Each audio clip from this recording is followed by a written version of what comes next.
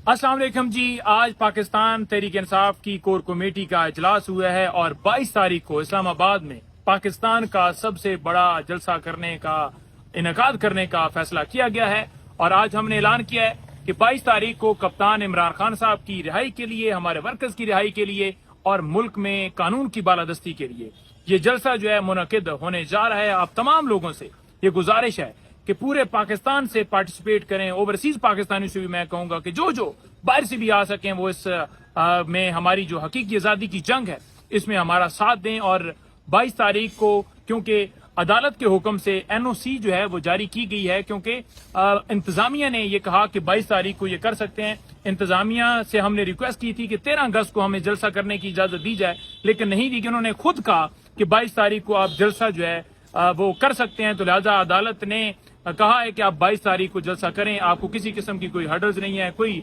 अगर रास्ते में रोकने की या कोई ऐसा प्लान करता है तो वो करने दें। आपने तमाम जो रुकावटें हैं वो तोड़ेंगे इंशाल्लाह ताला। और हर सूरत अगर एनओसी कैंसिल करने की भी कोशिश करते हैं फिर भी हर सूरत जो है वो जलसा 22 तारीख को इस्लामाबाद में मुनक्किद होने जा रहा है। आप सब ने शिरकत करनी है इंशाल्लाह। 22 को हम जलसा जरूर करेंगे इस्लामाबाद में। पूरे पाकिस्तान तहरीक इंसाफ के वर्कर और पूरे पाकिस्तान की आवाम को ये इस्तदा है कि इस जलसे में जरूर शिरकत करें।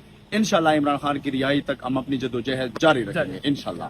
जिस तरह आप लोगों ने स्वाबी के जलसे को कामयाब बनाया था और अपनी मदद आपके तक पूरे पाकिस्तान से आपने पार्टिसिपेट किया था, आपने कश्मीर से आए, गिलगित बल्तिस्तान से, कराची से, बलूचिस्तान से, हर जगह से आए और एक अजीम शान जलसा किया था।